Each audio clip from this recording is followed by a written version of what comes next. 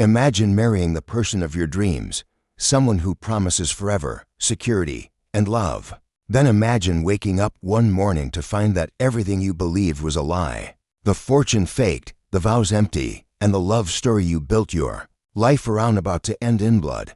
November 9th, 2023, Palawan, Philippines. The honeymoon that was supposed to mark a new beginning turned into a nightmare. Inside Suite 30,550, one-year-old Rosario Velasco was found lifeless on the marble floor. Her new husband, 34-year-old Troy Bautista, stood nearby, hands trembling, knuckles red. He said she slipped, but one look at that room told investigators something far darker happened. Neighbors reported shouting, glass breaking, then silence. Within minutes, the fairy tale they'd flaunted online was exposed for what it truly was.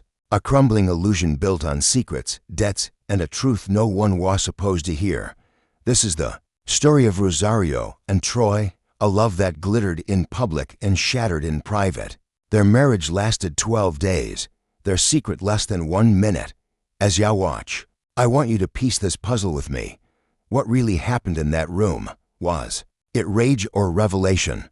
Listen closely because every word, every photo, and every silence in this case holds a clue. Rosario Rosa Velasco was born on August 14, 1972, in a cramped two-room apartment in Nido, Manila, one of the most densely populated corners of the world.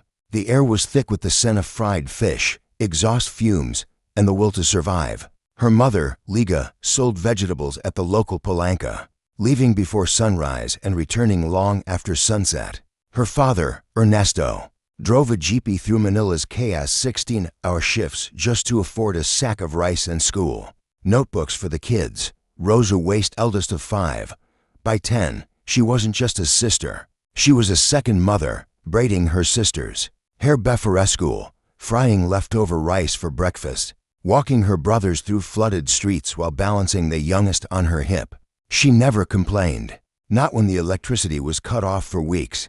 Not when floodwaters from another typhoon ruined their beds and soaked their clothes. And not when she wore the same faded school uniform year after year, washing it each night so she could wear it again at dawn. The air inside their home often smelled of damp wood and candle smoke. Yet, Rosa always found a way to smile. She studied in the back of used newspapers, tracing words with a pencil that had no eraser. When her classmates went home to rest, she helped her mother count change from the day's earnings. But Rosa had a fire in her, something raw and unstoppable. When she graduated from Ramon Magsaysay High School as class salutatorian, she didn't cry from happiness. She cried because for the first time she could breathe. She had done it. She had made it out of the alleys of Nido. That moment marked the beginning of her climb. A climb that would take her from poverty to penthouses, from counting coins to counting investments. But the higher she rose, the more she had to lose. And when she finally met Troy Bautista, that climb would come to a deadly halt. Rosa earned a scholarship to the Polytechnic University of the Philippines, where she majored in business administration. Her days were spent in classrooms, her nights in a headset answering calls for a bow company in Ortigas. Sleep was rare, but determination never left her. Every payday, she wired a portion of her salary home, making sure her siblings stayed in school and her parents had food on the table. By graduation day, she wasn't just a student, she was a provider. She stood in her borrowed toga with quiet pride, knowing that she'd rewritten her family's story, one sleepless night at a time. After college, Rosa landed her first real job, an administrative assistant at a small export firm in Makati. The pay was modest, the hours long, but it was steady. She budgeted every peso, skipped taxis, walked to work when she had to, and saved relentlessly. 5 years later, she kept the promise she'd made as a child, buying her mother a small concrete house in Bulacan. No leaks, no floods, a real home. At 29, Rosa finally found peace. She met Antonio Tony Domingo, a civil engineer with a shy smile and steady hands. They met at a friend's wedding, bonded over adobo and bad karaoke, and within a year they were married. It wasn't lavish, just family, close friends, and borrowed decorations, but it was real. The kind of happiness she thought only existed in stories. But fate has a cruel sense of timing. 3 years into their marriage, tragedy struck. A scaffolding collapsed at Tony's work site. He was killed instantly. One moment, she was waiting for him to come home with groceries. The next, she was identifying his body at a hospital morgue. Rosa was 32, pregnant, alone. 2 weeks later, she miscarried. The baby she'd whispered to every night was gone.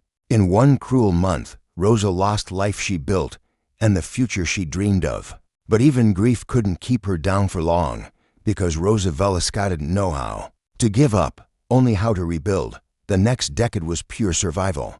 Rosa buried her pain under 12-hour workdays. She climbed step by step, executive assistant, operations manager, then business development director for a mid-sized logistics firm. Each promotion came with sacrifice, skipped meals, sleepless nights, and birthdays spent on conference calls. People admired her. She was sharp, composed, respected. But inside, she carried the silence of someone who'd lost too much to ever show weakness again. At 41, Rosa thought she'd finally found stability. She married this time to Vicente Salazar, a successful accountant from Quezon City. On the surface, it looked ideal to professionals.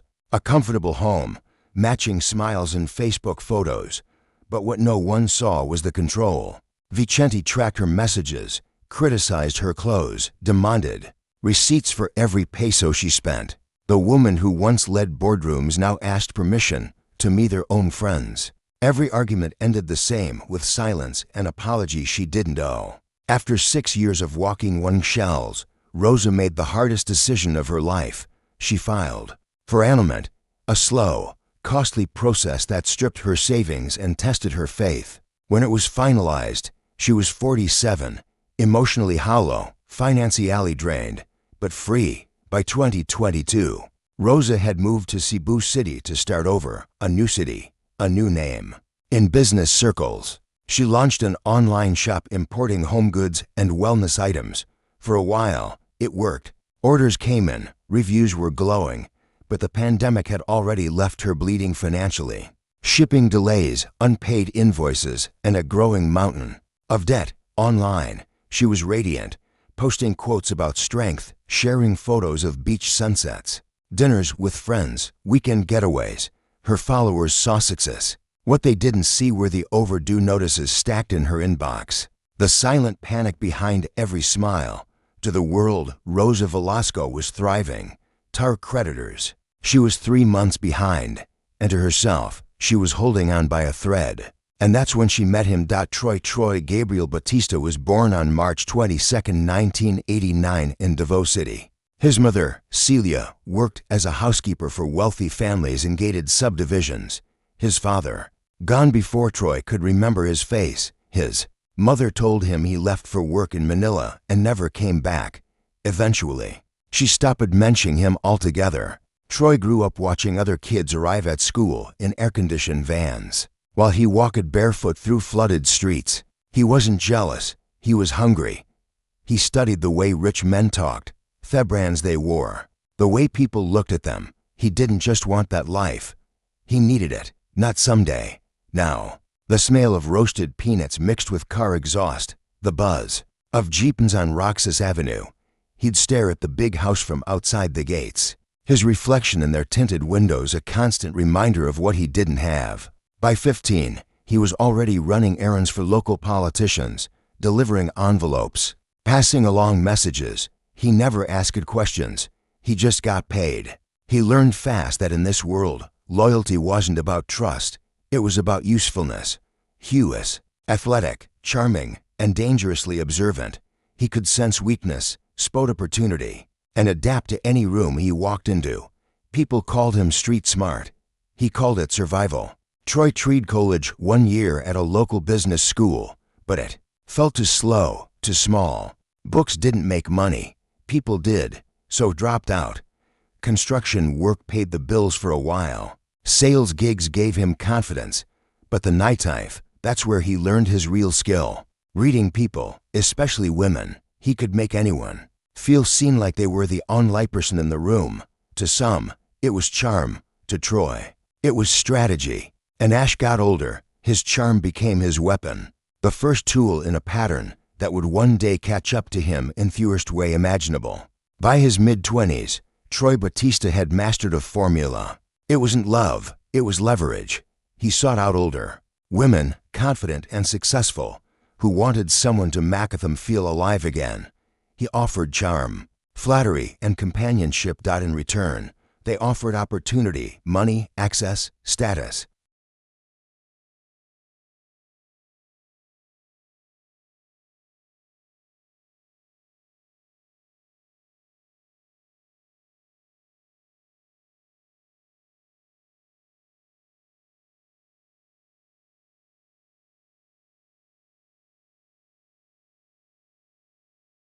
He wasn't a gigolo, at least not in his mind. He was smarter than that. He built relationships, listened, remembered details, mirrored their dreams. He made each woman believe she'd met the one man who truly understood her. His first serious relationship was with a 39-year-old hotel manager in Manila. She liked his energy. He liked her connections. Within months, she was paying for his gym membership, his sneakers, even his apartment deposit. When she caught him messaging another woman late at night, she threw him out. He left the next morning. No apology, no explanation, just a smirk and a packed duffel bag. After that came a businesswoman in Makati, 45, independent, successful. Then a divorced real estate broker in Iloilo, lonely but kind. Each one thought she'd found something real. Each one eventually realized she was just another step in his climb. Troy never called it manipulation. To him, it was strategy. He believed everyone traded something. He gave attention, validation, and charm. They gave comfort, introductions, and money. In his mind, that was fair exchange. And with every relationship, he learned a little more how to read a mood, how to sound sincere, how to promise just enough without giving anything real. By 28, Troy wasn't chasing success anymore. He was living off it one relationship at a time. But patterns have limits, and the higher he climbed, the riskier his comes became. Because eventually, he was going to meet someone who wouldn't just give, someone who would demand something back. By 2023, Troy was 34 and running out of options. The charm that once opened doors was starting to lose its shine. He had no steady job, no savings, and no real skills beyond his looks and his words. His last relationship had ended badly. Another promise broken. Another bridge burned. He was crashing with a cousin in Cebu, sleeping on a sofa too short for his frame, picking up odd jobs as a fitness trainer for quick cash. He told everyone it was temporary. Deep down, he knew it wasn't.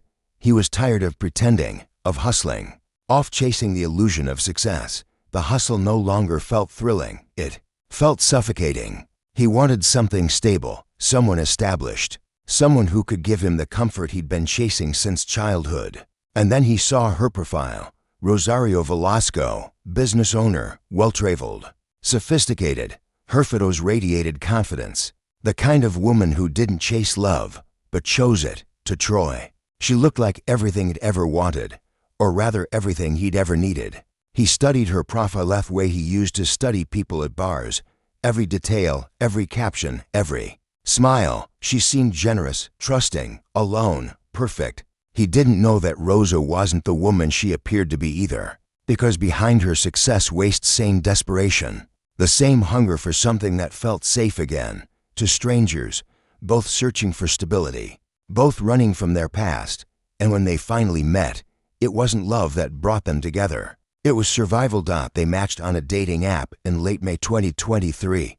Troy sent the first message short, confident, direct. You look like someone who knows what she wants. No pickup line, no flattery, just control disguised as charm. Rosa was intrigued. Most men her age pulled away, intimidated by her success and independence. But Troy, he didn't flinch. He asked questions. He remembered details. He listened. He made her laugh in ways she hadn't in years. Their words flowed like a slow pour of wine, smooth, effortless, addictive. Each message stretched a little longer. Each night the distance between them seemed to shrink. They met for the first time at a small cafe overlooking the city. She arrived early. Tailored blazer, soft curls framing her face. A designer bag she was still paying off. He arrived 10 minutes. Later, black shirt, confident walk. The faint scent of expensive cologne he'd borrowed from his cousin. They talked for 3 hours about ambition, about regret, about what it means to start over when everyone else seems to be moving forward. She spoke about rebuilding her business. Hess spoke about wanting stability, someone to believe in him, each word. Stitched a false sense of safety between them. For the first time in years, Rosa felt seen. Truly seen. Someone listened, not out of pity, but admiration. Someone made her feel young again. And Troy, he saw opportunity dressed in hope, smiling back at him across the table. Within weeks, they were inseparable. Troy played his part perfectly. Flowers at her office, surprise lunches, voice notes that sounded like devotion. He called her my queen in front of her friends, and she blushed like a teenager. To everyone watching, they looked like a couple who'd found love at the perfect time. Rosa started spending again, not recklessly, strategically. Weekend trips to be whole. Dinner at restaurants where the bill equaled half her rent. And for his birthday, a designer watch he'd once admired in a mall display. She told herself it wasn't buying love.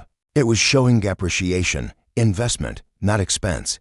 But here's what Rosa didn't know. Every time she closed her eyes and smiled, Troy was already calculating, Googling her business name, asking around about her finances, even checking public property records to see what she owned. Every date was data.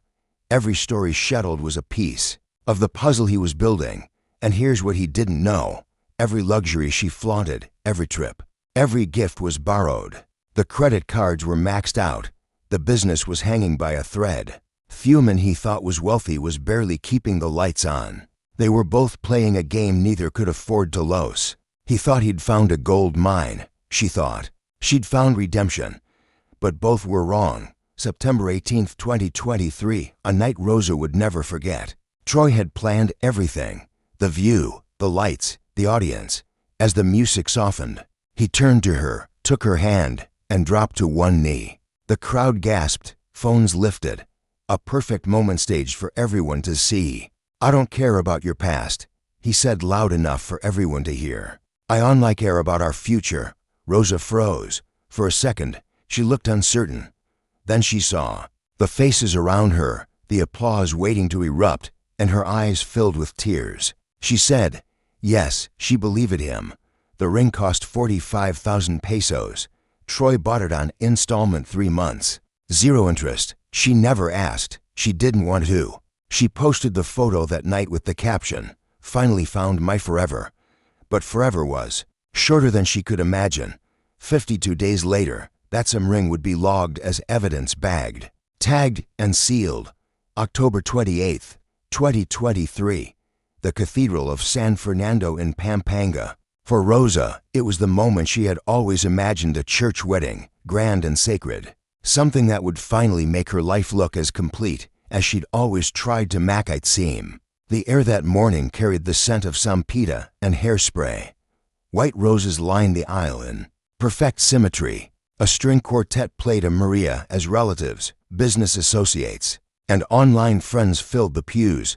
People who knew her name, but not her truth. Rosa wore a custom gown, ivory silk with lace sleeves, a cathedral-length train sweeping across the marble floor. It cost 180,000 pesos, paid in 3 installments. The last one was still pending. But that didn't matter to her. Not today. Troy wore a crisp embroidered barong Tagalog, traditional, elegant, rented for 8,000 pesos. He looked every bit the groom, confident, composed, and utterly convincing. The cameras caught the smile, the posture, the charm. He played his part flawlessly. When Rosa began her walk down the aisle, every sound in the cathedral faded into silence. Her heart raced. She saw only him standing tall at the altar, eyes locked on hers. For a moment, time seemed to hold its breath, and for a fleeting second, even Troy believed it. The flowers, the music, Thevos, they felt real. For once, the mask didn't feel like a lie. It felt like hope. It was perfect, beautiful, and tragically the beginning of the end. The priest asked them to repeat after him. Troy's voice was steady, measured, rehearsed. Rosa's voice trembled, not from nerves, but from release after years of loss, of broken promises, of pretending she was fine. She'd finally made it. She'd found someone who wouldn't leave. "I promise to stand by you in every storm," Troy said. He meant it, at least until the storm hit. The reception followed at a luxury hotel in Clark, Pampanga. Open bar, 12-course meal. A live band that played Can't Help Falling in Love as guests raised their glasses. The night shimmered with celebration champagne, music, laughter that could almost hide the cracks underneath. The air smelled of vanilla cake and perfume. The cake itself, 3 phones, laptops, credit card statements, social media accounts. What they found painted a chilling picture. Troy's Google searches from November 7th, 2 days before the murder. He'd been planning this. The next night, Rosa was dead. Investigators also uncovered Rosa's financial records, and the truth was devastating. She had her last loan application submitted 5 days before feuding was denied. She'd been drowning, and she'd been drowning alone. Rosa's sister would later tell reporters she didn't lie because she was evil. She lied because she was terrified of losing another person she loved. She had never asked for help, but in the end, she needed it more than anyone could imagine. On November 12, 2023, Troy Gabriel Bautista was formally charged with murder under Article 246 of Revised Penal Code of the Philippines. Prosecutors argued this was premeditated, that Troy had Googled methods of killing, that he'd made plans to benefit from her death before discovering she had nothing to give. The defense claimed crime of passion, emotional distress, a man betrayed by the woman he loved, but the evidence didn't lie, and neither did the search history. January 15th, 2024 Regional Trial Court, Puerto Princesa City, Palawan. The trial of Troy Gabriel Bautista began. The prosecution opened with a single devastating line. The room held its breath. The defense countered. The battle lines were drawn. Over 3 weeks, the court heard from one, the hotel manager. He described hearing loud thuds and a woman's voice saying, "Please stop," around 10:30 p.m. The night Rosa was killed. 2. The forensic pathologist. The injuries are consistent with manual strangulation and blunt force trauma. The victim did not fall. She was beaten. 3. Rosa's sister, Estrella. "My sister wasn't perfect. She made mistakes, but she didn't deserve to die because she was broke. If being poor is a crime, half of us would be dead." For Troy's friend, Carlo. He reluctantly admitted Troy had texted him the night before, saying, "I feel like I wasted everything on her." 5. The digital forensics expert confirmed Troy's search history. He showed the jury screenshots of queries like how to make death look accidental. The evidence mounted, the digital trail, the witnesses, and the truth was becoming undeniable. On January 29th, Troy took the stand. It was the moment everyone had been waiting for. The words hung in the air, crushing every hope of redemption. The courtroom sat frozen. The reality of his confession sinking in. Tears of Yube and Lechfla handcrafted to perfection. The champagne flowed endlessly. The DJ switched to Forevermore by Side A, and the crowd cheered as Troy pulled Rosa close on Theden's floor, whispering something that made her laugh loud enough to fill the room.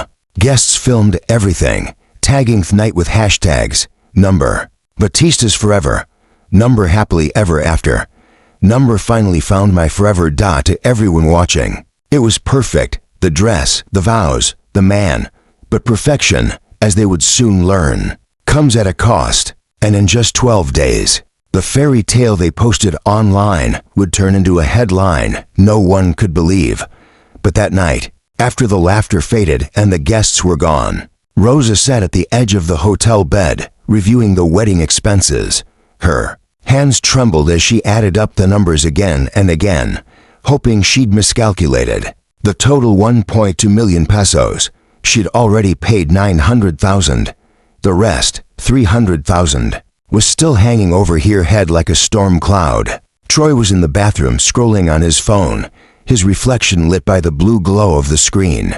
He wasn't looking at their wedding photos. Neither of them slept that night. Her mind replayed numbers. His possibilities, November 6th, docile ventilators. El Nido, Palawan, known as the last frontier of the Philippines, crystal waters, hidden lagoons, limestone cliffs that rise from the sea like ancient guardians, untouched by time. Rosa had booked a 5-star beachfront resort, a private villa, infinity pool, butler service, everything they could want.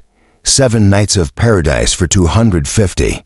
0 pesos charged her maxed out credit card. When they arrived, the air was thick with salt water and the heady scent of jasmine. A staff member greeted them with fresh coconut juice and cold towels, the kind of hospitality that made even the most jaded traveler feel like royalty. Troy looked around, nodded, and said, "Now this is what I'm talking about." His voice was full of satisfaction, as if the luxury of the place confirmed something he'd always known about himself. Rosa smiled, but inside her chest tightened. She had gotten a text that morning, payment overdue. Final notice, paradise on the outside, a Storman. The inside, the first 2 days were picture perfect. The island hopped, explored hidden beaches, snorkeled in crystal clear waters. They ate fresh seafood, grilled over open flames, toast in the sand, laughter in the air. But on the 3rd day, the mood began to shift. Troy wanted to book a private yacht tour. The cost 35,000 pesos. She changed the subject, but Troy didn't forget. Not yet. He kept his distance, but his curiosity grew. His fingers lingered on her things, her purse, her phone. He'd never asked her about finances before, but now something didn't add up. That evening, when Rosa went to pay for dinner at the hotel restaurant, her card was declined. She laughed it off, shrugged it away as an inconvenience. But Troy wasn't laughing anymore. The cracks in their paradise were beginning to show, and neither of them knew just how deep they ran. That night, while Rosa slept, Troy used the resort Wi-Fi to dig deeper. His search history begins innocently enough: questions about debts, divorces, annulments. And then the search that changed everything. That search wasn't about financial lies anymore. November Music Paradise Resort. She'd been carrying the secret for months, and now it was crushing her. The lies, the loans, the debt that had been spiraling out of control. She had to tell him. What happened next would be captured only in autopsy reports and crime scene photos. It happened fast. Too fast for Rosa to escape. According to forensic investigators, Troy grabbed Rosa by the shoulders. She tried to pull away, but he shoved her against the wall hard enough to leave a dent in the drywall. She gasped for air. His grip tightened around her throat. His hands, calloused from years of gym work, squeezed the life from her. She clawed at his arms, her fingers scraping desperately. She tried to scream, but no sound came. His hold never loosened.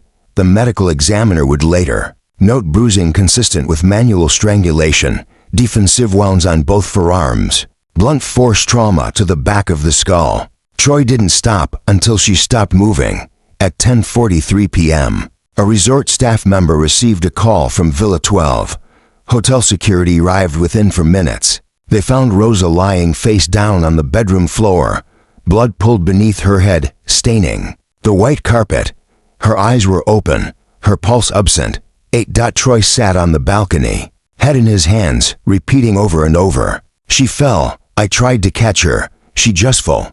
But the scene told a different story. Crime scene investigators noted this wasn't an accident. This was rage. Troy Gabriel Bautista was arrested at 11:28 p.m. He said nothing, just stared at the floor. As they read him his rights, all the signs pointed to a man who had crossed a line, a man who had gone too far.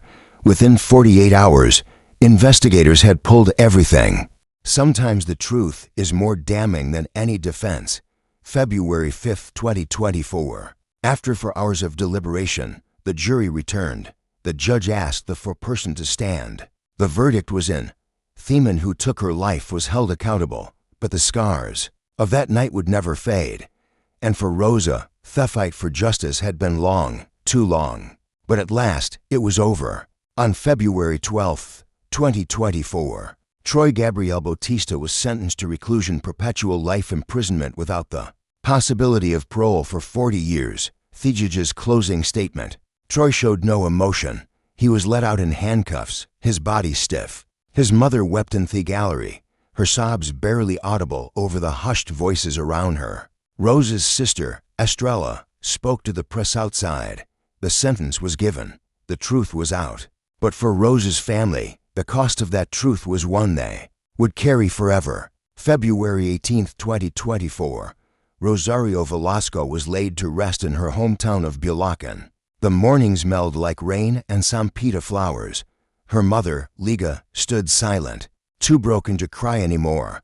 Her siblings, once strong, now leaned on each other for support.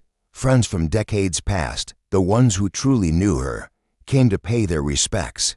There was no grand memorial, no viral tribute video, just a small gathering of people who knew the real Rosa, the one who sent money home every month, who worked 3 jobs to pay for her siblings' education, who never stopped trying to prove she was enough. Her casket was simple, white, covered in white roses, the same flowers she carried on her wedding day just 2 weeks earlier. One of her childhood friends placed a letter on the casket.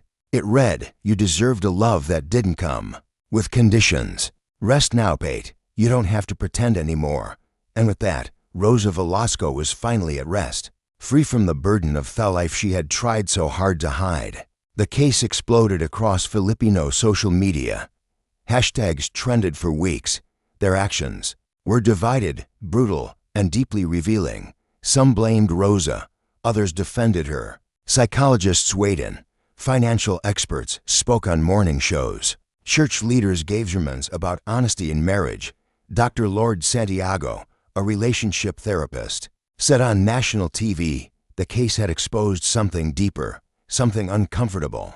How we see each other, how we value one another, and what we're willing to do to survive the weight of expectations. Troy Gabriel Bautista is currently serving his sentence at Iweg Prison and Penal Farm in Palawan. According to reports, he works in Theprasan carpentry shop, keeps to himself, rarely receives visitors. His mother visits once a month, she tells reporters her son was a good boy who made a terrible mistake. In a jailhouse interview conducted in August 2024, Troy was asked if he regretted what he did. He paused, then said, "Every day. But regret doesn't bring her back, and it doesn't change what I am now." And with that, the man who once held the power to shape his own future now serves out the consequences of his actions.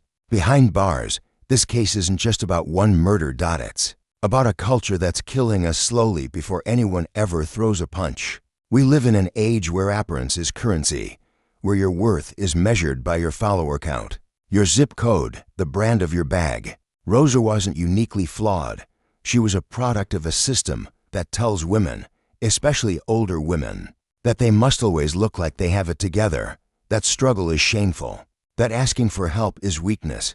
According to a 2023 study by the Psychological Association of the Philippines, Rosa wasn't an outlier. She was the norm. This culture of appearances doesn't just destroy individuals. It erodes the very foundation of real connection, trust, and truth. And it's slowly consuming us all.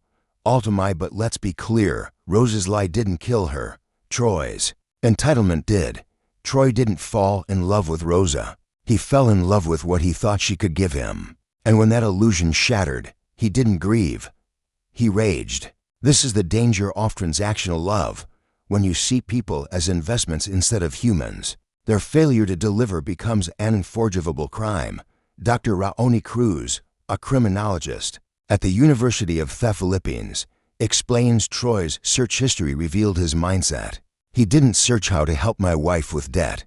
He searched how to make her death look like an accident. That's not passion, that's calculation. So, how do we stop this from happening again? Experts say watch for these red flags in relationships. Rosa's friends said they saw signs. Troy became cold when she couldn't afford certain things. He made comments about earning her keep. He asked invasive questions about her business. But no one said anything because we're taught not to interfere, not to judge, to let love. But silence protects abusers, not victims. Rosario Velasco was 51 years old when she died. She survived poverty, survived widowhood, survived a controlling marriage. She rebuilt her life twice. She sent her siblings to school. She bought her mother a house. She wasn't perfect. She made mistakes. She lied when she should have been honest.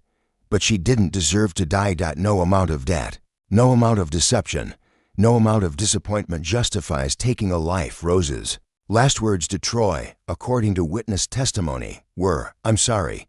I was just scared of losing you." She died apologizing for not being enough. This story forces us to ask uncomfortable questions. Question 1.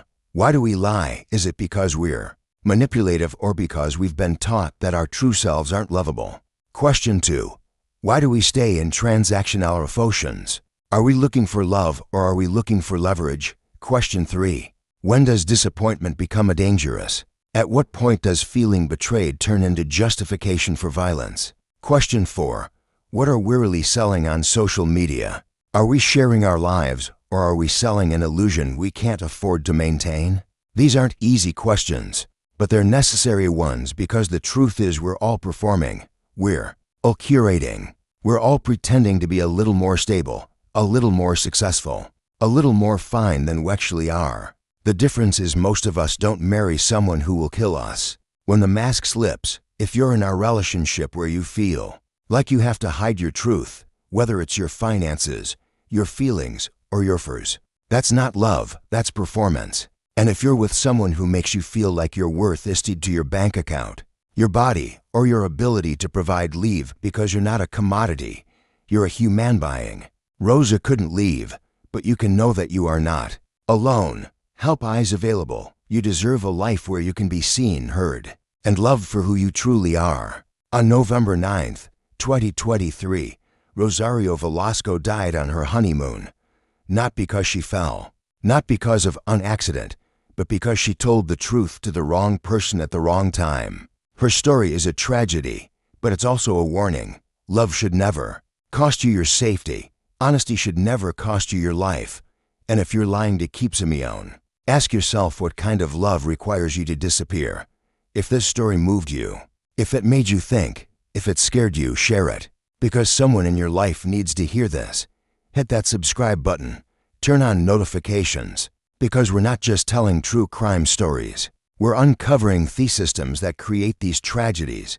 Drop a comment below. Have you ever felt pressured to lie about your financial situation in a relationship? Let's talk about it.